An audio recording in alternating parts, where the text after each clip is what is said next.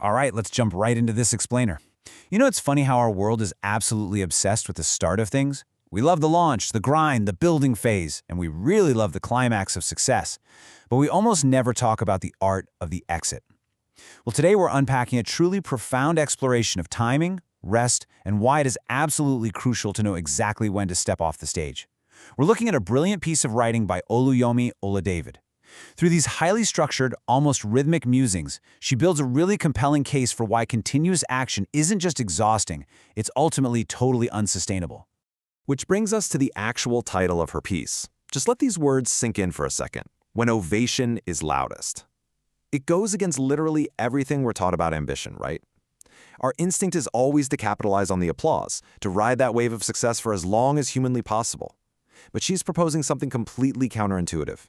She suggests that the peak of your success, that exact moment when the clapping is deafening, might actually be the precise time you need to start planning your graceful exit. It sets up this wonderfully contemplative and deliberate mood for everything she's about to share with us.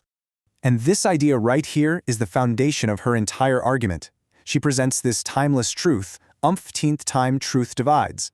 She's basically pointing out that existence operates in cycles.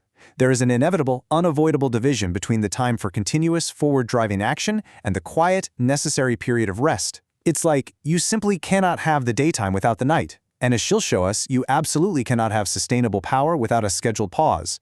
So, who is the brilliant mind behind this? Meet Uyomi Oladevid.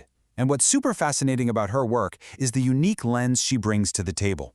She isn't just writing poetry for the sake of poetry. She brings a highly structured, macro-level perspective to these observations. Her writing functions almost like an architectural blueprint for how systems, whether they're human, natural, or mechanical, must operate to avoid a catastrophic burnout. If we look closely at her background, it all starts to click. She's Nigerian, incredibly focused on global development and transformation, and she actively drives high-level policy, strategy, and solutions. Plus, she's deeply grounded in her foundational faith, noting that she sees God as the wheel within my wheels. When you understand that she is someone dealing with massive global strategies, her poem totally transforms. It's not just a personal reflection anymore. It becomes this macro-level framework for sustainable leadership. She's literally finding universal strategies inside everyday micro-level truths. Section 1. The human element. Roles, ambitions, and limits. She sets up this amazing contrast here. Think about a high-energy, public-facing performing artist, or a completely dedicated, faithful servant, or even a solemn, righteous judge. These are roles entirely defined by action and duty. But her profound mandate for all of them, they must know when to bow out. No matter how incredible the performance is or how righteous the rulings are, eventually the curtain has to gotta fall. You have to gracefully exit the stage. She takes it a step further by looking at extremes of conflict and labor. Picture the sheer active energy of the victorious soldier fresh off the battlefield, or the intense mental burden of the thinking general planning the next massive move. Her conclusion is super sobering. Even they, along with the exhausted, worn workmen, must know when to go home. The battle simply can't last forever. The physical and mental tolls absolutely demand a retreat. The victory is only really secured when the soldier finally puts down the weapon. And that brings us to this incredibly stark refrain in her work: must know when to keep shut. Just think about the weight of that for a second. She applies this to the stage genius bursting with talent, the eloquent parrot, and even the city gate. The stage genius has to eventually embrace silence. The parrot must stop repeating. There is just this profound power in withholding, in closing the gate, and allowing silence to replace the constant noise. Section 2. Nature's built-in pauses. The rhythm of the earth. Here, she brilliantly uses nature to prove her point.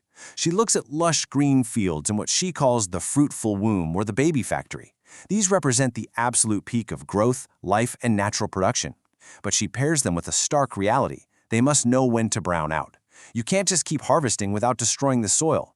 For the field to be green again next season, it literally has to turn brown and life fallow for a bit. Rest is the prerequisite for future growth. She even extends this to the grandest, most seemingly unstoppable forces: the busy, traffic-filled street, the vast and restless sea, and even the blinding midday sun at its absolute zenith. Her instruction for them is actually really humbling. They must know when to go down. The sun has to set, the tide has to recede. If the midday sun never went down, it would literally scorch the earth it's trying to warm. Which leads to this beautiful, quiet instruction: must know when to humbly dim. She uses metaphors like a burning lamp, a battle torch, or a shining star. Light is absolutely crucial. It guides us and warms us. But a light that refuses to dim is eventually just going to consume all its own fuel. There is a deep grace in stepping into the background and yielding to a new day.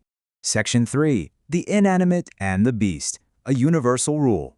Now think about manufactured heat. The blazing furnace, the cooking stove, the baking oven. We build these specifically to generate extreme, continuous energy.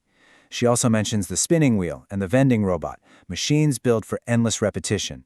But her rule applies here too. They must know when to burn down. They must cease a while. Because if a furnace never stops, the metal weakens, it cracks, and the whole machine destroys itself. High output demands a hard reset.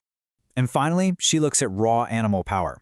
The master's donkey, the tireless workhorse, the steaming hothead, and yep, even the apex predator, the fierce jungle lion. Whether you're carrying a heavy load for a master or ruling the entire ecosystem, her point is absolute. You must know when to roar or rest. Even the lion has to sleep so it can hunt again tomorrow. This all culminates in one final, lingering, poetic refrain from her work: must know when to return to stake. It's this powerful image of being tethered, of finally finding your grounding point after a long period of wandering, working, or fighting. It's the ultimate acknowledgement that constant motion is just an illusion. Eventually, everything has to return to its base to recover. So what does this all mean for us? This is where she connects those micro-level poetic metaphors right back to the macro-level themes she champions in her professional life.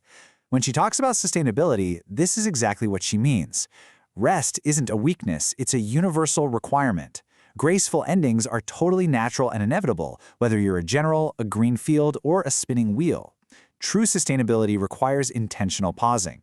And honestly, effective leadership means knowing exactly when to step aside. Which brings us to the end of this explainer, and I want to leave you with a pretty provocative question. Oluyomi Oladevid has shown us, through humans, nature, and machines, that refusing to stop is literally a recipe for destruction. So, look at your own cycles of work and ambition. When is your ovation loudest? And when that clapping reaches its absolute peak, do you have the wisdom and the courage to step away? Something to think about. See you in the next explainer.